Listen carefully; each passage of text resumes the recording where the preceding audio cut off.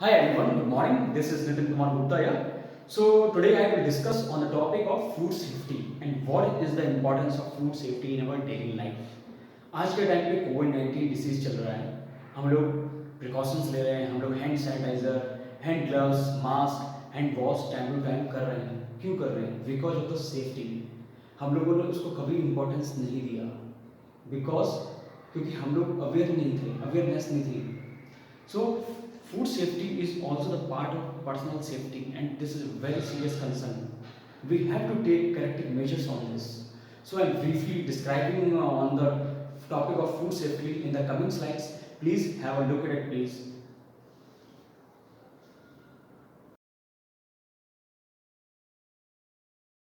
What is food safety? Food safety is a scientific discipline that describing handling, preparation and storage of food that prevent foodborne illness. That is called the food safety. Food safety is the assurance given to the customer that the food will not cause any harm when consumed. हम बहुत सारे product market में लेते हैं, food products.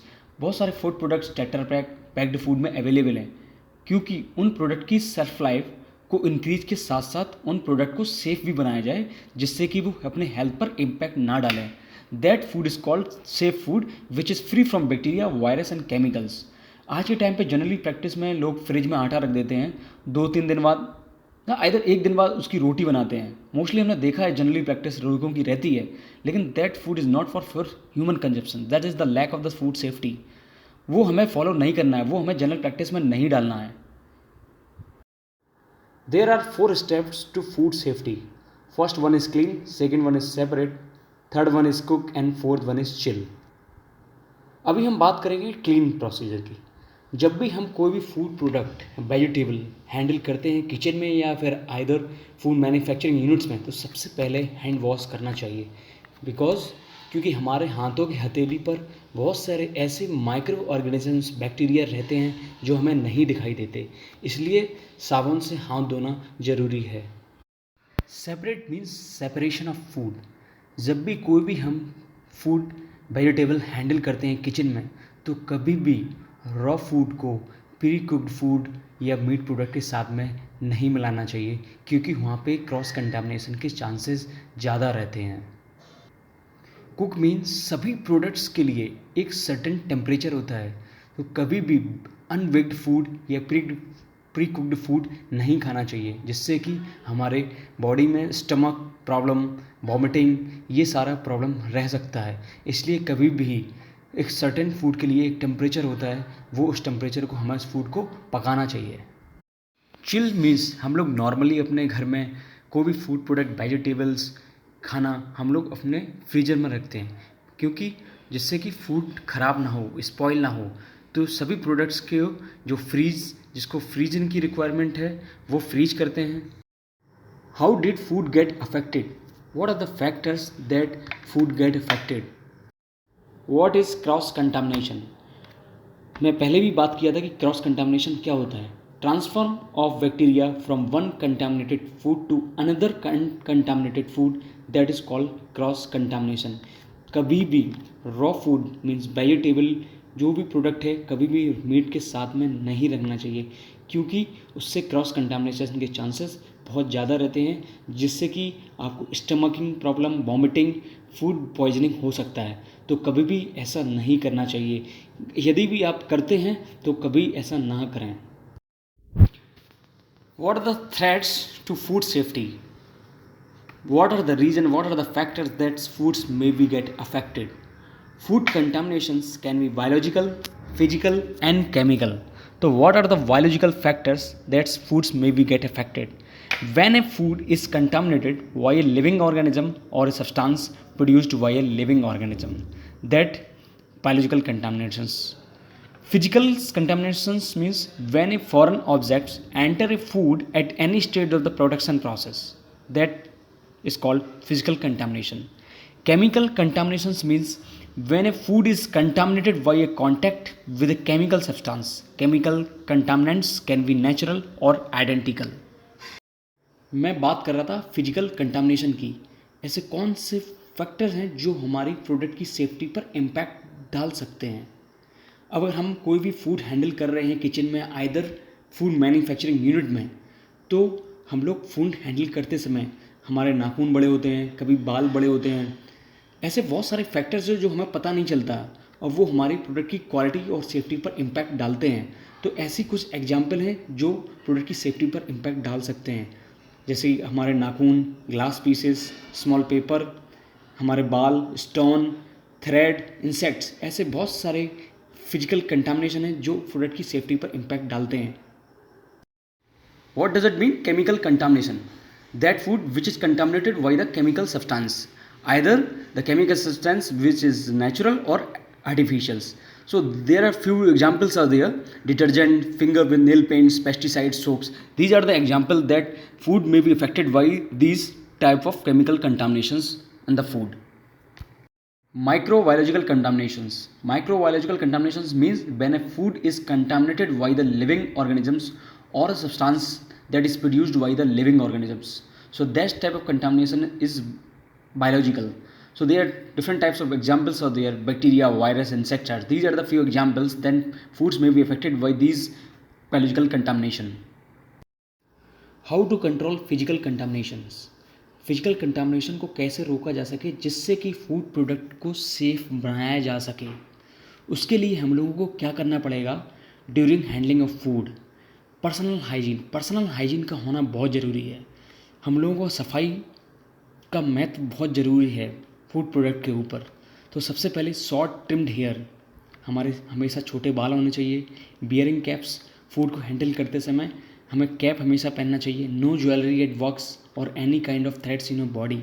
कभी भी food product handle कर रहे हैं आप मैन्युफैक्चरिंग यूनिट में, फूड मैन्युफैक्चरिंग यूनिट में, तो वहाँ पे ज्वेलरी नहीं होना चाहिए, क्योंकि वहाँ पे ऐसे बहुत सारे बैक्टीरिया, माइक्रो ऑर्गेनिजम्स एक्यूमुलेट हो जाते हैं ज्वेलरी के ऊपर, जो प्रोडक्ट की क्वालिटी और सेफ्टी पर इम्पैक्ट डालते हैं। तो कोई भी किसी भी मैन्युफैक्चरिंग यूनिट में, फूड मैन्युफैक्चरिंग यूनिट में ऐसा अलाउ नहीं होता, कोई भी ज्वेलरी पहन के नहीं आता है।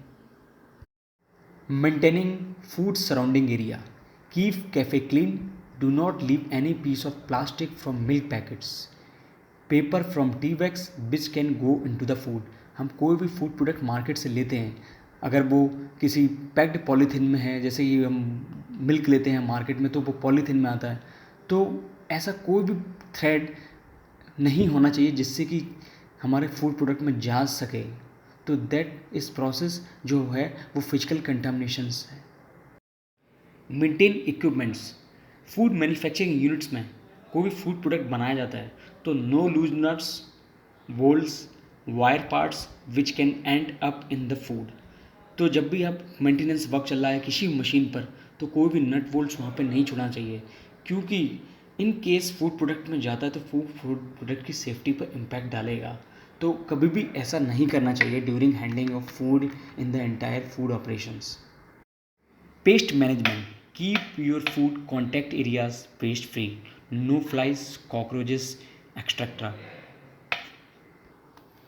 अगर कोई भी फूड प्रोडक्ट में इंसेक्ट जाता है तो फूड सेफ्टी पर इम्पैक्ट डालेगा। तो इसलिए फूड मैन्युफैक्चरिंग यूनिट्स में पेस्ट मैनेजमेंट प्रोग्राम होता है। How to control the chemical contamination in the food? First one is hand wash, wash hands properly to ensure no soap, cosmetics, creams go into the food. हमें अपने हाथों को इस प्रकार धुलना है कि कोई भी कॉस्मेटिक्स, सोप्स फूड के कांटेक्ट में नहीं आना चाहिए। अगर वो फूड के कांटेक्ट में आएगा तो फूड सेफ्टी पर इम्पैक्ट डालेगा, जिससे कि फूड की क्वालिटी पर तो इम्पैक्ट आएगा। No cleaning agents near the food, जब भी हम कोई भी फूड हैंडल कर रहे हैं या इधर खा रहे हैं तो कोई भी केमिकल्स वहाँ पे नहीं होना चाहिए, क्योंकि केमिकल्स वोलेटाइल होते हैं, वो स्प्रेड होते हैं एनवायरनमेंट में। तो फूड के कांटेक्ट में आएंगे तो डेफिनेटली फूड की क्वालिटी पर इम्पैक्ट डालेंगे, प्लस फूड सेफ्टी पर भी इम्पैक्ट डालेंगे, जिससे कि हमारी बॉडी में लाइक स्टमक प्रॉब्लम, ये सारी प्रॉब्लम हमारी बॉडी में हो सकती हैं। तो हम लोग कभी भी खाने खाते time we will ensure this type of things. How to control microbiological कंटामिनेशंस?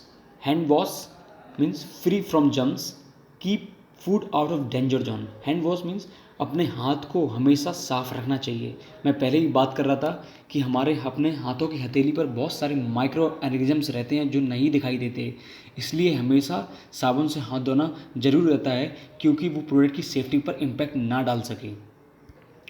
Keep food out of danger zone, एक डेंजर जोन टेम्परेचर है 4 degree centigrade to 65 degree centigrade. उस टेम्परेचर के बीच में फूड नहीं होना चाहिए, फूड स्टोरेज नहीं रखना चाहिए, क्योंकि अगर ऐसा आप करते हैं तो फूड स्पॉयलेज के चांसेस ज़्यादा रह सकते हैं और जिससे कि आपको फूड पॉइजनिंग हो सकता है। डेंजर जोन, मैं पहले बात कर रहा था danger zone. Danger zone is the temperature range between 5 to 65 degree celsius in which food borne bacterias grows. इस टेम्परेचर पर बैक्टीरिया बहुत ज़्यादा एक्टिवेट रहते हैं, इनका जो टाइमिंग है बैक्टीरिया इंक्रीजिंग का वो 5 टाइम ज़्यादा हो जाता है, मल्टीप्लाई।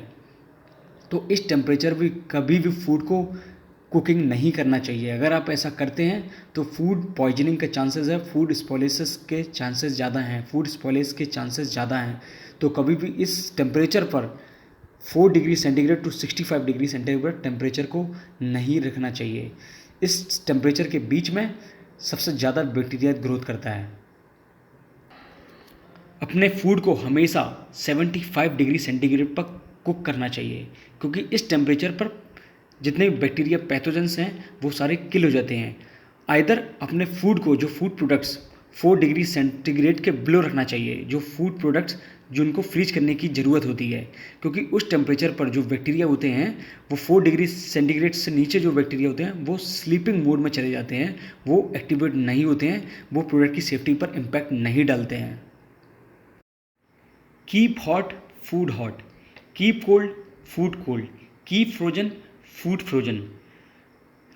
जैसे कोई भी गर्म खाना है तो keep hot foods at 63 degree centigrade और above, keep chilled food at 8 degree centigrade और below, keep frozen foods at -80 degree centigrade और बिलो। मीन्स अपने हॉट फूड को हमेशा 63 डिग्री सेंटीग्रेड से ऊपर बेक करना चाहिए। जो भी चिल्ड फूड्स हैं जैसे कि मिल्क, ऐसे फूड वेजिटेबल्स, उनको हमेशा 8 डिग्री सेंटीग्रेड के नीचे रखना चाहिए। कोई frozen foods S -18 degree centigrade, जो आइसक्रीम्स हैं उनको हमेशा इस टेम्परेचर पर रखना चाहिए जो फ्रीज कर सके। What is bacteria? Bacteria is a small micro organisms which can not be seen with our necked eyes. मैं बात कर रहा था कि जो बैक्टीरिया होते हैं वो नहीं दिखाई देते हैं, इसलिए हम लोग बोलते हैं कि अपने हाथों को साफ़ रखना चाहिए, क्योंकि वो प्रोडक्ट की सेफ्टी पर इम्पैक्ट डालते हैं। तो ऐसे बहुत से बैक्टीरिया हैं जो प्रोडक्ट की सेफ्टी पर इम्पैक्ट डालते हैं। The most harmful bacterias found in the food products R E coli and salmonella. बहुत सारी न्यूज़ में आता है कि इस फूड प्रोडक्ट में साल्मोनेला का काउंट ज़्यादा आ गया, ई कोलाई का काउंट ज़्यादा आ गया, क्योंकि वो इम्पैक्ट डालते हैं फूड सेफ्टी पर।